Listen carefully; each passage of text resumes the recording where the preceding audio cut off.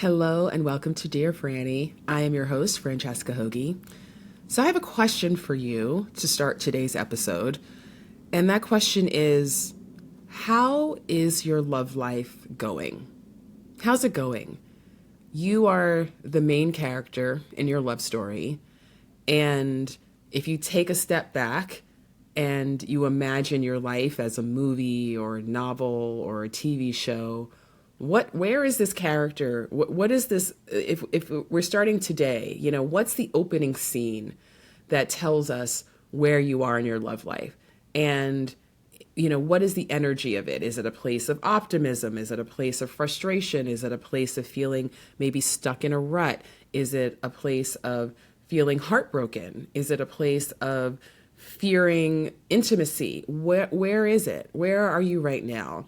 And if you know me or you listen to this podcast, I talk a lot about self-compassionate curiosity and how powerful it is, because when there's anything in your life that you want to change, that you want to shift, any part of your life where you want to see different results, then in my experience, both personally and professionally, that becomes a lot easier to make the changes that you want when you are able to be kind to yourself. And when you're able to get curious about, okay, this isn't going the way that I want it to go. However, I'm going to stay open to this possibility that things could be better, right? I can make an improvement here. I can move into another phase. I can get out of this rut. I can break this pattern. And even though I may not know exactly how to do that, I'm still going to embrace that possibility and start to get curious about, well, where in my life might I start to shift things that are going to break up this pattern, that is going to change the outcomes that I'm getting. So, an example of this. So say you're in a place where you feel stuck in a rut with dating. I hear this a lot. I hear this especially for people who've been on dating apps for a long time. And it's really common for people to be on dating apps for years, whether it's, on and off for years. Maybe it's not like you're necessarily swiping every day, but you might have a profile that's been up for years, or that's been the primary way that you've met people. And I did talk about online dating in the last episode, by the way, if you want some advice on how to do that a little bit better. But if you know me, you know that in general, I am much more of an advocate of actually meeting people in person to the extent that is possible. Not that you can't meet amazing people online, because it still happens every day. But I don't want anyone to be dependent on online dating, on dating apps, right? And so part of empowering yourself to have different outcomes is to look at things like that. Say, well, you know what? I've been on these apps for months or years, and I'm just in this energy and in this habit of just swiping and having a lot of conversations that may not really go anywhere, maybe going on the occasional date, but I'm just not getting the momentum that I want, right? The love story, the scene description, right, of my character, right, in my love story right now is not actually what I want. So how to shake up that energy is a question that I want you to reflect on, again, with that self-compassionate curiosity, because the more stuck that we feel in any pattern, the more of an indication that is that, or an opportunity or an invitation that is to do things differently, to start to get some new energy flowing. Because all of our old patterns, there's a lot that keeps them going. It's how we think, it's how we feel, it's what we believe, it's the actions that we're used to taking. And in order to really shift things, we need to start to look at those things within ourselves and not just go to say, I'm in a rut dating wise. How can I go and, meet somebody who's going to break me out of this rut? Actually, I want you to break yourself out of the rut. And by breaking yourself out of the rut, then meeting people who are in a different energy, who are in a different mindset, who are more aligned with what you want in a partner and in a relationship dynamic, that gets a lot easier when you are in a better place. So we tend to look at external circumstances, right? Okay, things aren't going my way. So what do I need to do differently? What do I need to do additionally? this is something really, really common when people are coming to me for advice about dating, is that they want to look to see, what do I need to add on in terms of actions, places that I go, dating profile photos, that those kinds of external things that are important, of course, but internally, if, for instance, you recognize that there's maybe you're more closed off, maybe that you're, generally just feeling more isolated in your life. And so that's actually something to look at and to say, well, there's this overarching energy of maybe this isolation or loneliness or stuckness. And that's what I need to shake up, right? That's where I need to start. I mean, you are the hero of your love story. You really are. And I know that the world does not set you up to feel empowered when it comes to romantic love, but you do have the ability to empower yourself. And sometimes the answer of how you do that, of how you break out of that rut, of how you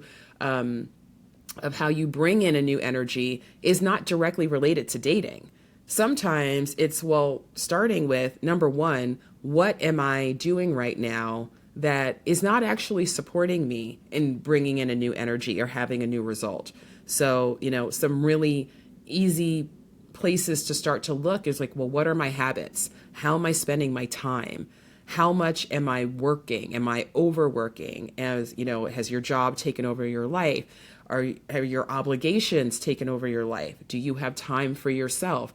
Maybe you're a parent. That can be very challenging in terms of carving out time for yourself. I know, but I know not because I'm a parent, but just because obviously I'm a human in the world and I see that that's an extra challenge that you have. However, if you also know that you want to have a romantic partnership, then figuring out how to start to create some more space for yourself and do things a little bit differently is a really key part of that. And that's not something to be overlooked. So looking at how you're spending your time, are there things that you're doing that, maybe you're in the habit of doing, but they're not serving you. They're not giving you a sense of expansiveness. They're not creating opportunities for you to go out into the world and to be excited about things and to engage with people in ways that feel good. I know a lot of people who feel that they have no time, but they spend hours a day on social media or watching Netflix. And there's nothing wrong with that. I'm not judging it, but you have to be honest with yourself. Is this the best use of my time? If I spent less time on social media, would I have more energy to go out and take this class that I've actually been wanting to take, or, say yes to invitations that I normally say no to because I feel tired and I feel like I don't have the time? Or are you somebody who is so good and so giving and you're so good at showing up for other people and being there for everyone else that you don't have time for yourself? Because if you don't have time for yourself, then honestly, just on the level of our subconscious, it's like, I don't have the energy to bring in a whole other person and build a whole other relationship. Like, I don't even have time for myself, right? And so taking this inventory of what's going on in your life right now that's really supporting you when it comes to your love goals and what actually might be holding you back, that's just a really important step to take. So bringing in some new energy, bringing in some excitement, bringing in some joy, bringing in peace, bringing in passion, bringing all these things into your life. And again, it doesn't have to be directly connected to dating. It might be that you've been wanting forever to take a vacation to a certain place and you haven't done it because of work.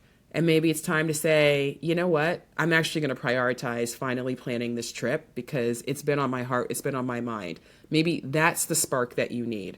I just had an amazing session with a client last week who had been in a rut, in terms of her dating situation for quite some time. And, so we'd been working on breaking her out of that. And she had this major breakthrough because she took a trip.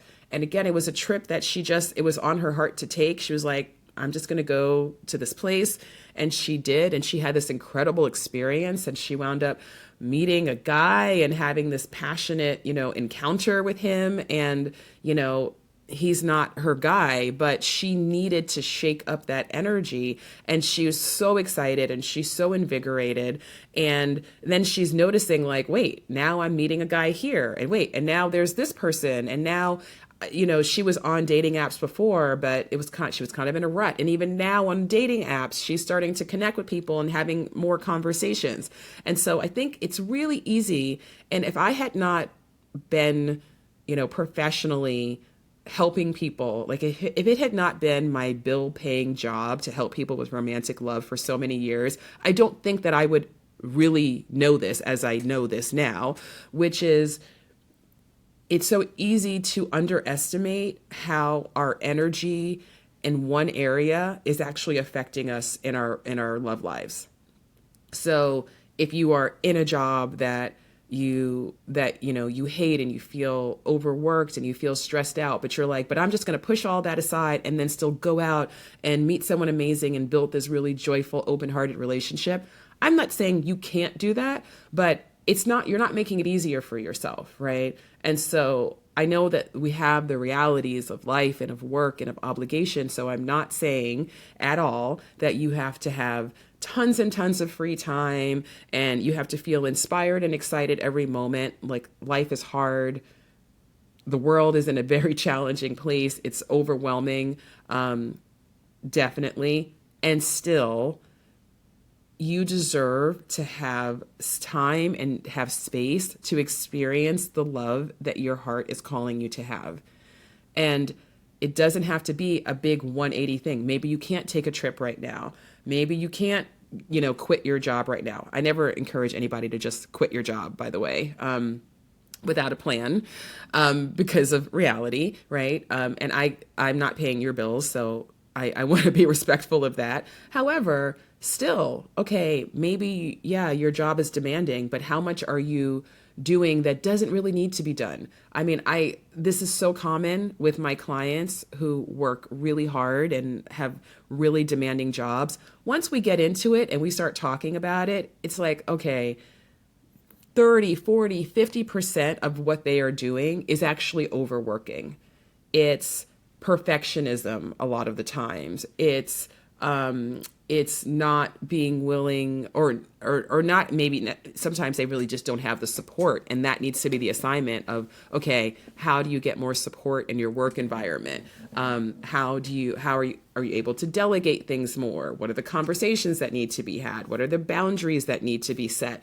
I mean, there is always something that you can do. And maybe it's literally a mental shift of, wow, you know what? I've let this job define me and this has become my identity. And I'm actually ready to be my real self. And this is the work that I do, but it's not who I am.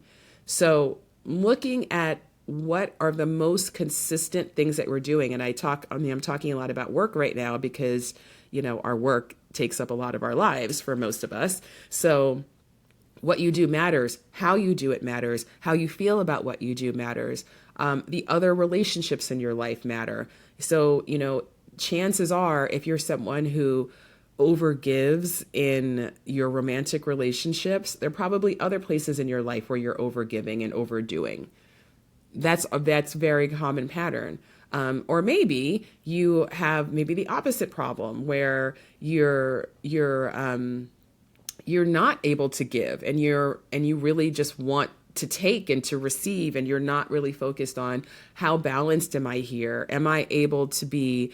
Am I able to give grace to other people? Am I able to give space to other people? Am I able to give the benefit of the doubt to other people? Do I make very snap judgments about other people? I mean, again, self-compassionate curiosity is a superpower because it's not that you're always doing everything right? There's sometimes it's like, okay, yeah, actually there is an opportunity here for me to be more giving, for me to be more vulnerable, for me to let people in on a deeper level.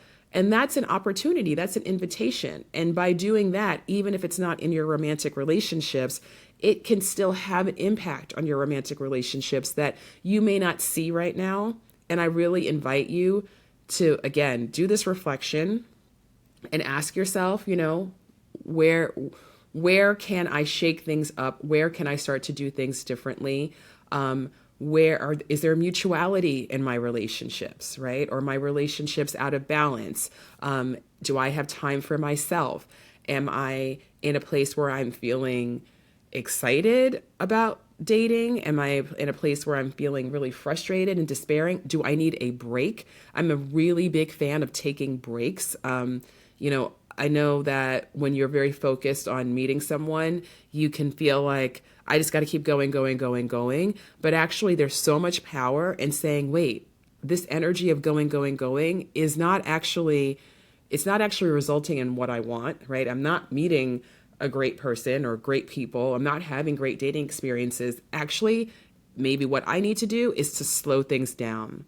Maybe what I need to do is give myself a break and have some fun. And I don't mean fun as in casually dating. I mean just fun in your life, like outside of dating. And maybe that's what you need. And maybe you've been having so much fun in your life that you haven't prioritized dating, and maybe you just need to bring some intentionality to say, okay, I'm having these great experiences. I'm out in the world. I'm doing these cool things, but I also know that I want a partnership. And for that reason, I'm going to actually, be more intentional. Excuse me.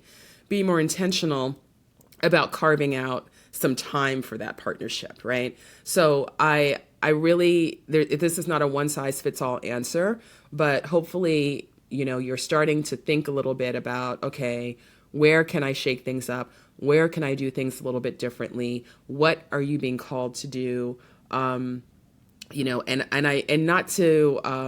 want to encourage you to make sure that you're not judging what comes up, because sometimes what comes up, it might seem like, well, I mean, I should, what does that have to do with anything? Why should I take a drawing class? Because if it's on your heart to take a drawing class, take a drawing class.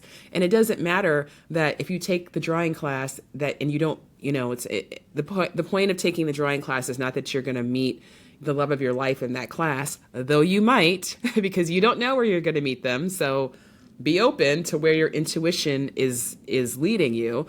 But even if it's not that one-to-one correlation of I'm being called to do this thing and I'm going to meet this person at this thing, there's still something to be said for how that's going to affect your perspective, your energy, your excitement, and what that might lead to in terms of how you meet people. Because listen, the number one way really to make sure that you meet an amazing partner who is right for you,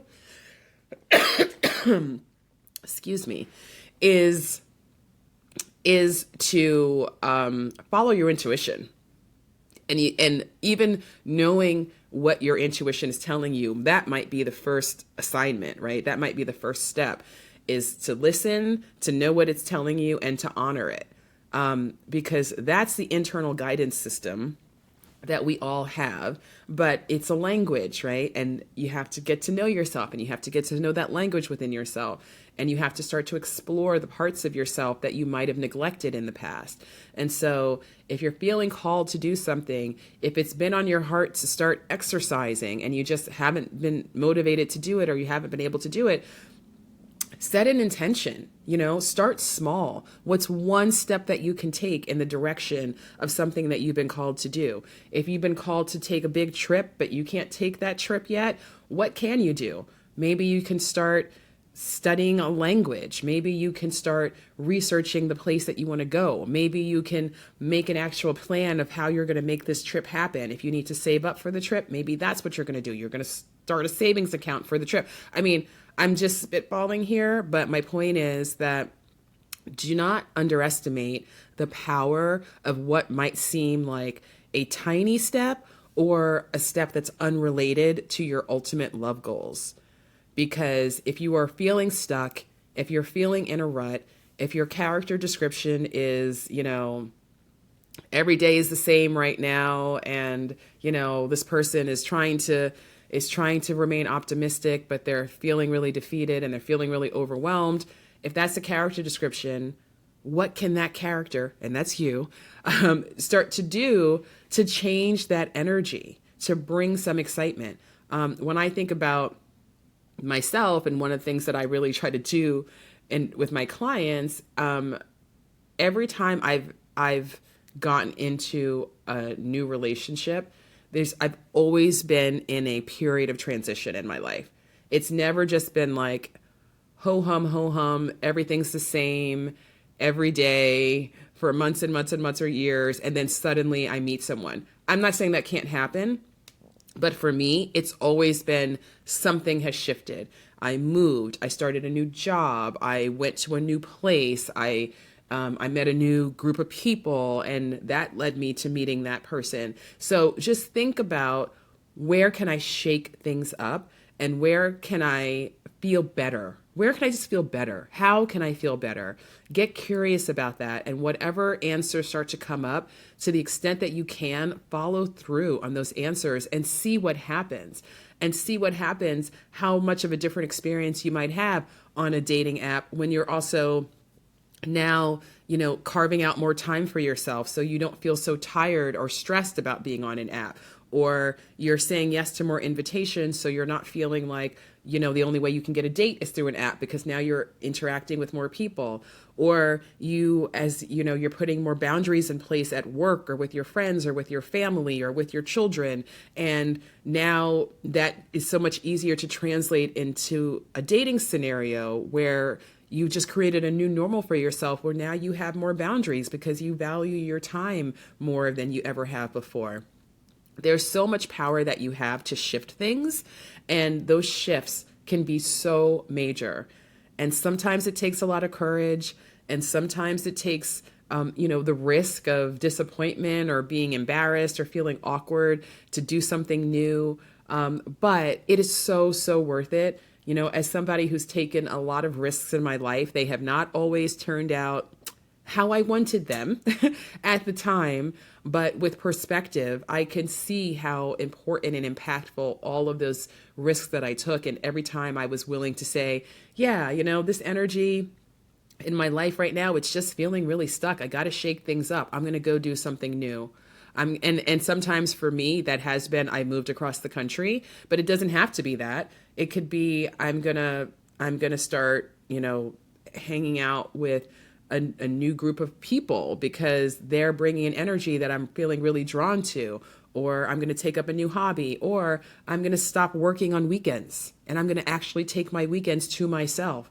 And I'm going to, do the self-care that feels nourishing to me.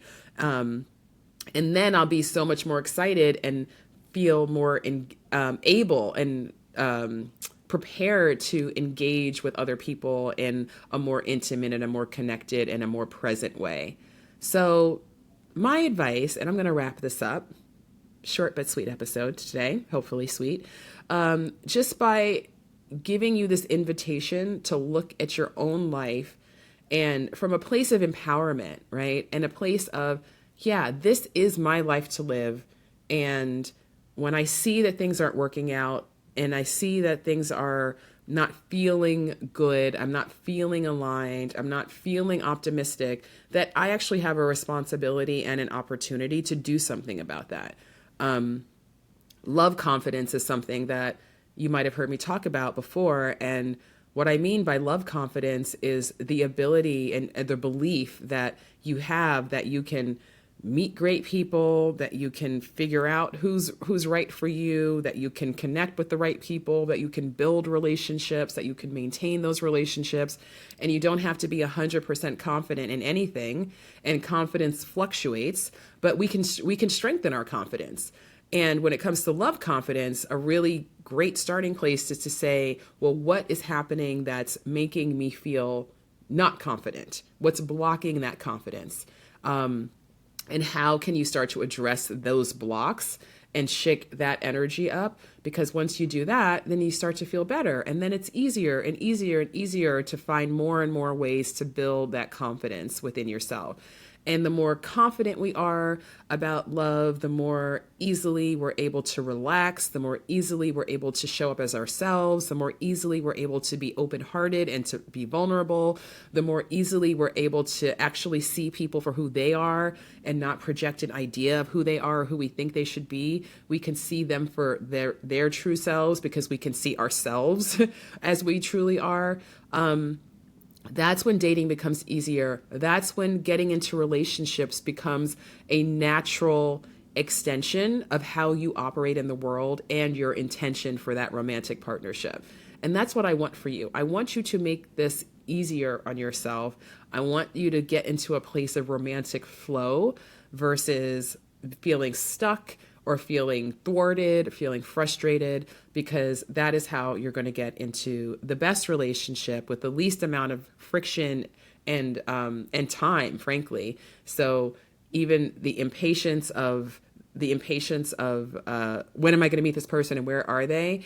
The more impatient you feel and the more pressed you feel, like the more you want this to happen sooner rather than later, then paradoxically, the more important it is for you to actually channel that into the intention for that partnership, but to know that it's going to happen faster the better that you feel.